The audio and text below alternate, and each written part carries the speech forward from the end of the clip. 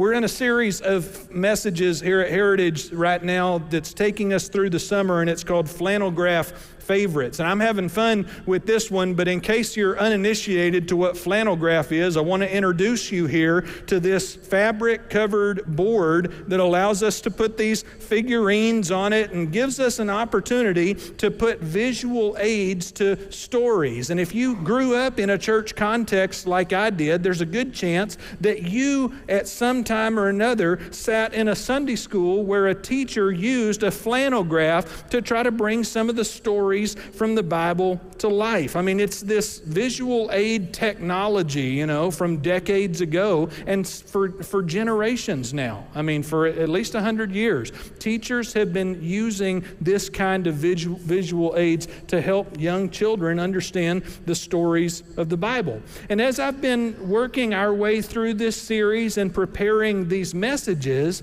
I can't help but have my own memory triggered from time to time about some of the sweet people in my little home church in South Texas that used the flannel graph to teach these stories to me.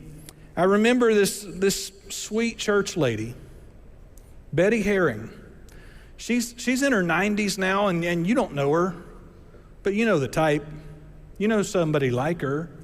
She's in her 90s, but back then when I was a child and she was in her late 50s and early 60s, it was long after her own kids had grown out of the Sunday school years. In fact, they'd grown up and were raising kids of their own. But there was Miss Betty, week in and week out, sitting on those chairs that are too small for 60-year-olds down in the children's ministry area. You know what I'm talking about? Like the table that no adult can get their knees under that thing. Miss Betty was down there and she was teaching these stories on the flannel graph to kids that they weren't her kids. It was other people's kids. It was me. And after I graduated from Miss Betty's class, I moved on to Miss Nancy's class and Nancy Wright. And then after that, I got to go be in a class with June Casey. And then I got to be in a class with Linda Franklin. And I noticed that as I think about it, none of these ladies, and it was amazing how consistently it was the women of the church who were teaching me these lessons. And none of these ladies had kids in the Sunday school program anymore. In fact, each of them could have said, no, I've been there and done that. Each of them could have been my grandmother. But God was using these women in powerful ways to engage the imaginations of me and other young children like me and to build the foundation of our understanding of Scripture. And for that, I am eternally grateful. In fact, as I think back to all of the effort and the energy and the attention and the creativity that they invested in those lessons, it is so profoundly inspiring to me to think about how those ladies and their dedication is still making an impact. It's still making a difference in the life of the church. In fact, for one, they're part of my faith story, which is part of what brings me to stand right here before you and speak about the Bible and to be able to tell these stories to you. But it's not just me. It's not just me that they inspired. They inspired hundreds of young people. And when I think about these ladies, Miss Betty and Miss Nancy and Miss June and Miss Linda and the other teachers I had, I can't help but be grateful for the way that God took their effort. God took their little offering, what they had to give, and multiplied it into a generational impact, which is why talking about the faith of the next generation is so important for us here at Heritage. And I hope that wherever you are in your faith story, there's somebody along the line who took an interest in investing in your spiritual life. Now, we talk about it all the time here that everybody's in a different place on the journey, right? Everybody's in a different spot in this spiritual life, and there's some of you who had an experience like me, and when I talk about Miss Betty and Miss Nancy and Miss Linda and Miss June, you've got your own names that you can plug in, and you can tell the stories about the people who used the flannel graph to teach you these lessons. But maybe your spiritual timeline was different. Maybe your spiritual journey had a different pace or a different trajectory or a different starting point. Could be that maybe somebody in your spiritual history, maybe it was a youth pastor or a campus minister or a Bible study leader, somebody that took an interest in helping you find an on-ramp and begin to understand something about God's revelation of himself to us. Or maybe in your life there was a special family member. Maybe there was a grandfather or a mom or an aunt, somebody who took a special interest in being a spiritual resource for you, an encouragement for you. Or maybe this is the beginning of the journey for you right now. Maybe you're just checking this stuff out and you haven't yet experienced the kinds of faith-building conversations and studies and lessons that would help you to build that strong foundation, but you're beginning the journey, and praise God for that. I'm so thrilled for you. Wherever you are on the faith journey, I'm hopeful that the lesson we're looking at today, the story from the Old Testament we're examining together today, is going to inspire your confidence in God's plan and provision for your life. Because what we're going to look at today is part of an old familiar story that many of you heard parts of this on the flannel graph, but we're going to talk about how God works through ordinary people to accomplish what his children need. If you got a Bible or the app on your phone and you want to join us as we work our way through this story, we're beginning in Exodus chapter 1. Exodus is the second book in the entire Bible, the second book in the Old Testament. And if you've been following along in this series so far, you know that we're skipping ahead a ways from the last time I taught, or last time I preached 2 weeks ago, when we were talking about Abraham and Sarah and Hagar and Ishmael and Isaac. 2 weeks ago, we talked about how God chose Abraham and Sarah to be the parents of innumerable descendants who were going to go on to be a blessing to other people. Well, after that, a few generations have passed in the rest of the book of Genesis that we're not covering in this series. In fact, this amazing story happened at the end of Genesis where Abraham's great-grandson, a guy named Joseph, he endured a totally chaotic series of events in his life. It's like it's a stranger than fiction kind of story. But eventually Joseph ends up being installed as the prime minister of Egypt, which was the most powerful country in the world at that time. And God gave Joseph special insight and awareness about a coming famine. And Joseph was able to help the country be prepared ahead of time by stockpiling grain in mass reserves, so that they could be prepared and adequately, have enough food to go around. And during that saga, during Joseph's life, his siblings, his brothers, his father, his extended family, they came as his guests. They migrated to Egypt from Canaan to escape the famine that they were facing up there. And they were warmly welcomed in Egypt because they were relatives of Joseph, the second most powerful person in the most powerful country on the entire planet at that time. But then as time passed, as time went on, as the years went by, Joseph's generation, his father, his brothers, their children, they began to pass away, but their descendants stayed in Egypt. Their descendants continued to multiply and populate and grow into a sizable population of people there in Egypt. And then as time went on, even more, public opinion, public awareness about the origin of the Israelites in Egypt began to fade away. In fact, Exodus chapter 1, verse 8 says, eventually a new king came to power in Egypt who knew nothing about Joseph and didn't know anything about what Joseph had done. Okay, you're getting the picture here that there's been enough water under the bridge, there's been enough time passed, enough transitions of power that now the king of Egypt doesn't remember the hero stories of Joseph's life. He doesn't remember that 3-4 generations ago or more, there was this guy who helped to save the entire nation from starving in a famine. He just knows that there's all of these Israelite people living among him. In verse 9, Pharaoh says to his people, this is Pharaoh hanging out at his castle next to the Nile River, and Pharaoh says to his people, I don't think we're talking about the entire nation, we're talking about his cabinet, his officers, the people who work for him. And he says, look, the people of Israel now outnumber us, and they're stronger than we are. And we must make a plan to keep them from growing even more. If we don't, and if war breaks out, then the Israelites will join our enemies and fight against us, and they will escape from the country. It's troubling language. It's fearful language. It's paranoid language. They will escape from our country, Pharaoh's concerned about. You don't have to be much of a historian to look at these couple of verses and recognize some familiar political patterns, some narratives that repeat themselves time and time again throughout human history. I mean, what do we have here? A head of state, the leader of Egypt, likely the most powerful country in the world at that time, as I've mentioned, and he's worried that the immigrant population is getting out of control. He's concerned that maybe he might be losing his ability to control where this story goes.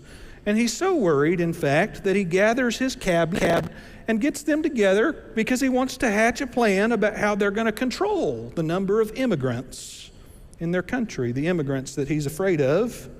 And so maybe it's no big surprise, given the arc of human history, it's no big surprise that the solution that they arrive at together is that they're going to take these immigrants and turn them into their slaves, which is what the next verse says happened. Chapter 1, verse 11, the Egyptians made the Israelites their slaves.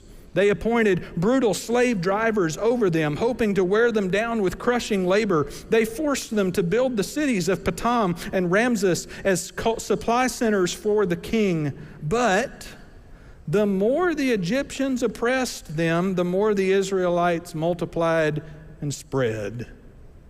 And the more alarmed, the more panicked, the more worried the Egyptians became. And so the Egyptians escalated things. They worked the people of Israel without mercy. They made the Israelites' lives bitter. They forced them to mix mortar and to make bricks and to do all of the work in the fields. The Egyptians were ruthless in their demands. And this situation is setting up a grand intervention. We're about to get to the story in the Exodus timeline, in the narrative. We're about to get to the birth of one of the most famous characters in all the Bible, a guy named Moses. This is the story that I saw on the flannel graph when I was growing up, the story about Moses being born. And we're going to get there. Moses is a central figure in God's story. Moses would be the representative that God would send to rescue the people of Israel from their slavery in Egypt. But there's a backstory. There's a prelude to the Moses birth story that's probably a little bit too confusing for the kids. It's probably a little bit too graphic for the children, so we didn't teach this one on the flannel graph. This is the story of two slave women named Shiphrah and Puah. One of them's name means beautiful, and the other one's name means sparkling or shiny. Verse 15 says, Pharaoh, the king of Egypt, gave this order to the Hebrew midwives, Shiphrah and Puah. Now, it's hard for me to imagine, as my mind tries to fill in the blanks, what it would have been like for these two women to appear in person in front of Pharaoh, the king of the most powerful country in the world. But verse 15 says, the king of Egypt gave this order to these two women. He said, when you help the Hebrew women as they give birth, this is what midwives do. They are assistants in the birthing process. He says, when you help the Hebrew women as they give birth, watch as they deliver, and if the baby is a boy, kill him. And this is part of why we don't talk about this in the, maybe in the 3-year-olds class. It's a little traumatizing. He says, if the baby is a boy, kill him, and if the baby's a girl, let it live. And it's fascinating to think about the kinds of lengths, the kinds of decisions that somebody might make when they're being controlled by panic and fear, by paranoia. I mean, here's somebody who's so concerned about being overrun by the immigrant population that he's now willing to kill off the next generation of his workforce, who he has enslaved. It's an interesting dichotomy, but I think it's even more challenging for us to imagine the intimidation that these two women must have been feeling in that conversation. For us to imagine, these two women, they're called to stand before the king, the leader of the known world, really. And I'm sure they wondered as they walked through those doors, as they entered that courtyard, I'm sure they wondered if they were about to be assaulted, or if they were about to be abducted, or if they were about to be abused, or if they would be executed. I'm sure they wondered if they would ever walk out of that building alive. But instead they go in and they receive a direct command. They receive a direct order from the king to help Pharaoh manage his own fear by carrying out his evil plans for immigrant population control. And here's these two women. What are they going to do? These are women who, by all appearances, seem powerless in that society. They're childless females from the slave population. By all appearances, they would be powerless in their society, but these two courageous women decided together that they knew what they had to do. Verse 17 says, because the midwives feared God. When they went away from Pharaoh and had a conversation together, it says, because the midwives feared God, they refused to obey the king's orders. They allowed the boys to live too. It's a beautiful story, right? It's a story of courage. It's a story of bravery. It's a story of faith. They rebelled against the king. They disobeyed a direct command, not a law they had heard about, not something that was written someplace. The king had called them to his throne room and said, here's what you have to do. And they disobeyed his command. Disobeyed the instructions of the most powerful man in the world at that time. And it wasn't long before their disobedience was discovered. And so verse 18 says that eventually the king of Egypt called the midwives back for another visit. And I'm sure at this point they were terrified. The king called for the midwives and asked them, why have you done this? Why have you allowed the boys to live? And I wonder if they plotted their answer ahead of time or if they just had to think on their feet. But here's the story they came up with. They said the Hebrew women, they're not like the Egyptian women. They're more vigorous. And they have their babies so quickly that we can't even get there in time. That's a fascinating tale, but you and I know it's not the truth, right? You and I know they're telling a lie. You and I know that they're fibbing. They're misrepresenting what's happening. We already know that Shiphrah and Puah decided, they made a conscious choice that they weren't going to kill the boys.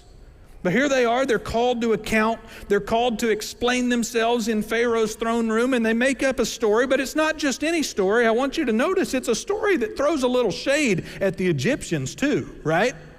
It's a story that kind of makes fun of the Egyptian women. A story that suggests that, the Hebrews are just a tougher lot.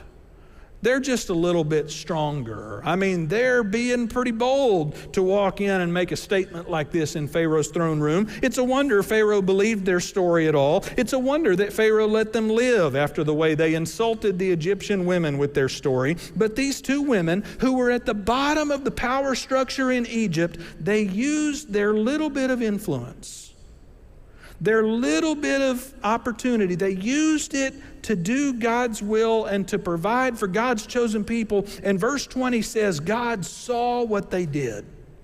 Verse 20 says that God saw their disobedience and disregard to the Pharaoh. God heard, God listened to the story that they told about these stronger Hebrew women. And verse 20 says, God blessed them for it. Verse 20 says, God was so good. God was good to the midwives. And the Israelites continued to multiply, growing more and more powerful. And don't miss this part. This is maybe my favorite part of the story.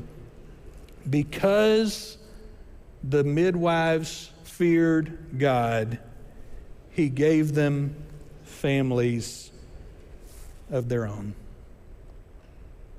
Because they feared God, because of their decision to put God's will, God's desire, God's instruction ahead of that of the Pharaoh, God gave them families of their own. And I wish I knew more detail about this. I wish I knew the ages of Shiphrah and Puah. I wish I knew if they had tried to have children before this and couldn't, or what the situation was. But the picture of these two women being blessed with children, it just makes for a satisfying conclusion to their section of this story. And I've got to mention, my favorite aspect of this entire story is that we get to know Shiphrah and Puah's names, but we have no idea what Pharaoh's name is. Pharaoh's just a title. Pharaoh means king. There's a lot of pharaohs. We don't know this guy's name. Disappears in history. There's a lot of pharaohs, but we don't get to know which one this is because he stood against God's people. He threatened their children. Pharaoh's name is lost in the annals of time, but Shiphrah and Puah's names are recorded and they're remembered. And here we are thousands of years later talking about them. We get to hear their names because God used Shiphrah and Puah to write his story. Of course, the story from Pharaoh's perspective wasn't over yet. Pharaoh was more concerned. He had to try a new approach, a new strategy since he couldn't get the Hebrew midwives to do his dirty work. And so he went back to his cabinet, back to the people who worked for him, the officers who followed his instructions, and he ordered them to carry out his evil plans for them. He said, every time a new Hebrew baby boy is born, I want you to find that baby and throw it in the river. And so there was this looming threat facing the Hebrews, but God was still orchestrating their deliverance. And then we get to chapter 2, and that's where Moses is born. And his mother, her name is Jochebed. She has a baby boy, baby Moses. And she knows that this baby's special. She knows this baby is precious. And so she tries to hide him as long as she possibly can. She nurses this baby for about 90 days. But then at the end of that time, it's becoming more and more difficult to hide the existence of a baby. And she knows that as soon as his existence is discovered, that he'll be taken away from her and he'll be as good as dead. And so Moses' mother does something very brave, very courageous. She builds a miniature boat for her baby boy. Now probably when you heard this story told the first time, or when you read it in your translation in English just now, probably your translation says that she made a basket. That's what we call it, a Moses basket, right? I mean, you can go to like Babies R Us right now and buy a Moses basket for your kid to sleep in, you know? We've always heard it called a basket in English, but I want to tell you something fascinating, that the Hebrew word that's used here, it's not the word for basket, it's the same word that we use for Noah's Ark. She built her son a miniature ark and placed it in the river in the hopes that the ark could carry him to safety. And God arranges it so that Pharaoh's daughter discovers the child and hatches a plan to adopt him as her own son. But guess what? We don't ever find out the name of Pharaoh's daughter. We just know the name of Moses' mom, Jochebed, because God used Jochebed to write a chapter in his story. My plan in this sermon, from the beginning of the series, as I outlined all the stories we were going to cover, my plan was to cover more ground in this sermon. Originally, I intended for us to breeze through the stories of Shiphrah and Puah and then move on to Exodus chapter 3, where we find another famous flannel graph story, the story of Moses at the burning bush. This is Moses having all grown up from being the little baby by the side of the river. I intended to tell you quickly the stories of the midwives and the stories of the birth and the being in the reeds in the river. I intended to breeze through all of that and get to the Exodus chapter 3 story about the burning bush. Maybe you've seen a rendition of this story before. Maybe you saw Cecil B. DeMille's movie, The Ten Commandments, or the DreamWorks film, The Prince of Egypt. And if you do, then maybe you remember this significant scene. God appears to Moses in the wilderness in the form of a bush that appears to be on fire. And as Moses approaches the bush to see what's going on, God begins a conversation and appoints Moses to be God's spokesperson who would go to Pharaoh and negotiate the Israelites' freedom. It's a landmark, milestone moment in the biblical narrative. It's an important one to tell on the flannel graph. And in the midst of that conversation, one of the most memorable parts is that Moses is really hesitant the whole time. Moses doesn't feel qualified. He doesn't feel prepared, doesn't feel gifted, doesn't feel positioned, doesn't feel equipped to go and be successful negotiating the freedom of a group of people from the most powerful man in the world. In fact, in Exodus chapter 3, verse 11, Moses raises this objection. He says, "Who am I to appear before Pharaoh? Who am I? Like, what business do I have leading the people of Israel out of Egypt?" This is Moses feeling absolutely ill-equipped and unqualified for the task that he's being asked to perform. But God gives this one answer in verse 12 and says, "I will be with you."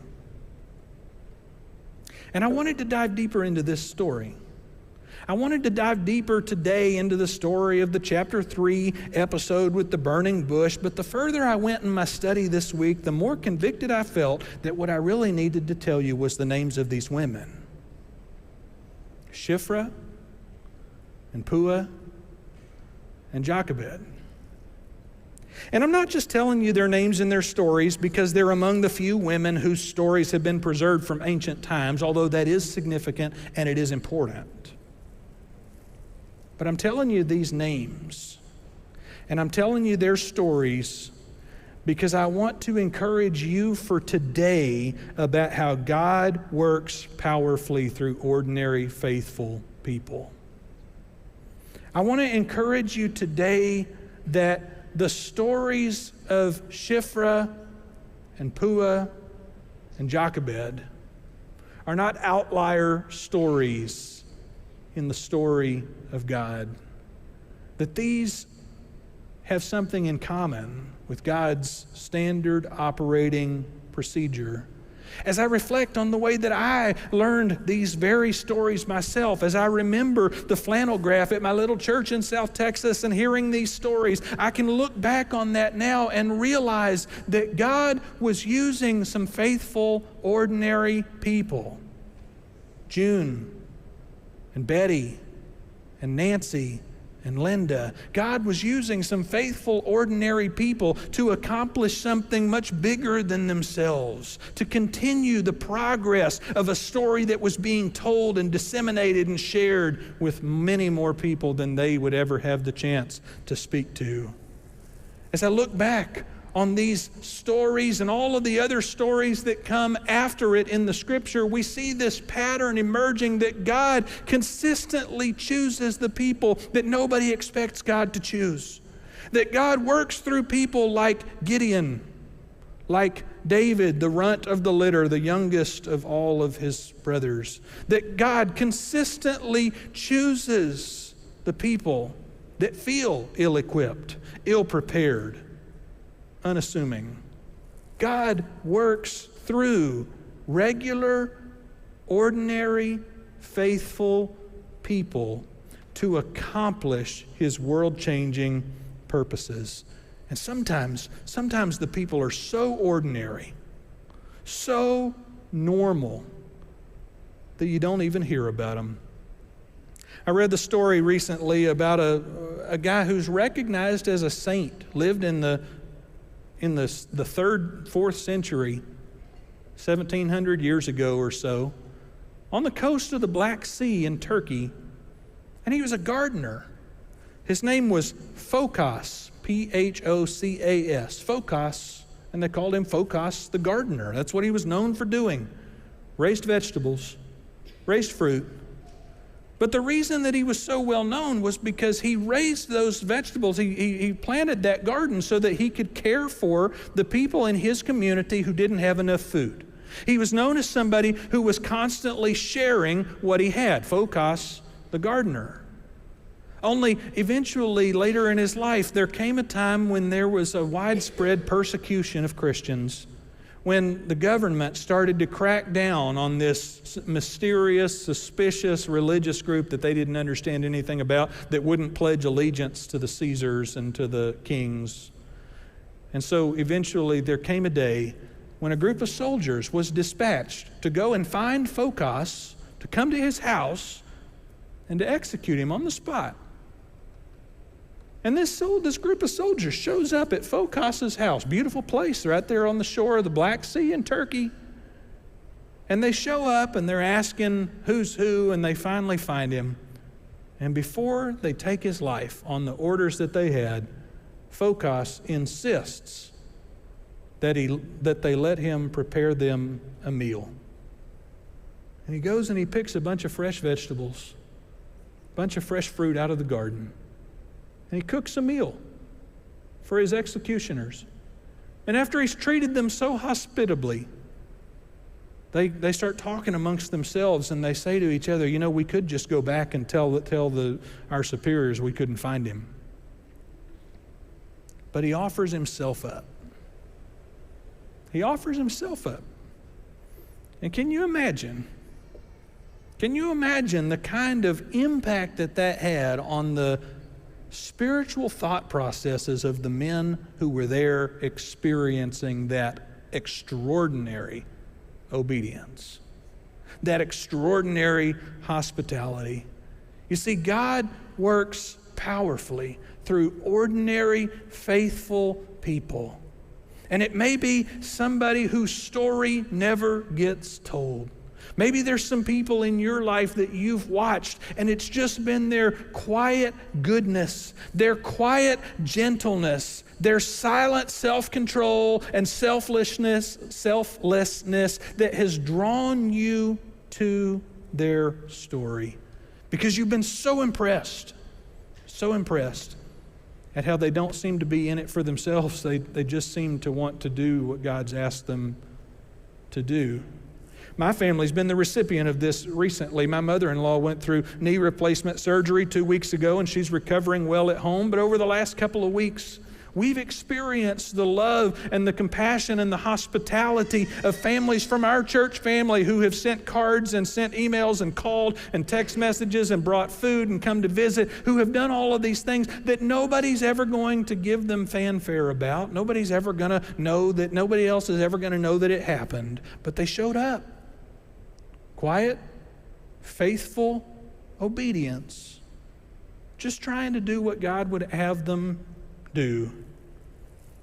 Throughout this series of stories, this flannel graph favorite series, we keep coming to each story. First we did Noah and the ark, then we did the Tower of Babel, then we did Abraham and Sarah and Hagar and Ishmael and Isaac. This week we're doing this story about Shiphrah, Puah, Jochebed, Moses. And every week we come to these stories and we talk about how it would be really easy. It would be really easy to just look at what the people are doing and to think about a moral lesson that we might draw, an example that we might live out. But I keep trying to remind us that the question we need to ask ourselves when we approach these stories is not what are the people doing, it's what's God doing? How's God acting? Who is God in this story? What is this story trying to tell us about God's character? And I want us to look at Exodus 1, 2, and 3 here and see that God's trying to show us that He works through people like us. He works through people who feel ill-prepared, unqualified, ill-equipped, not special. He works through people like us. In fact, this is always how God has worked. Throughout the Old Testament, some of the stories I've already mentioned, God continues to do this, but then the New Testament comes along and Jesus shows up, and Jesus, God in the flesh, showing us an example, a vivid illustration, hands-on demonstration of what God's character is like. You know what Jesus does? He starts inviting people who feel ill-prepared and unworthy and under-equipped. He starts inviting the people that nobody else was recruiting as their disciples or their mission workers. He starts inviting people that had other careers doing blue-collar stuff. He starts inviting people who didn't go to Hebrew school. He starts inviting people who are not religiously trained. He starts inviting normal, everyday people. And when those people choose to live their lives in faithful obedience to Jesus' instruction and invitation, then Jesus starts changing the community. Jesus starts changing groups of people. Jesus starts changing hearts through ordinary, faithful people. And I just wonder what Jesus could do through us, what Jesus could do through you, if you decide you're going to make yourself available. Because I believe deep down that God has not asked any one of us to accomplish something that God hasn't already resourced us to do. God's not asking anything of us that God hasn't already prepared us to do. Just like Shiphrah and Puah had this challenge in front of them, this big decision, and yet they knew what they had to do, and God blessed it. I just wonder how God might continue to utilize our little investments, our little preparation, our little creativity, and turn it into something big. I'm living proof of how God has been doing that for at least a few decades because of the work of Betty and Nancy and Linda and June, and I bet some of you have a similar story about the investments that were made in you. And I want you to know this is how God works. God takes ordinary stuff, ordinary people, ordinary resources, ordinary schedules, and does big things with them when God's invited in.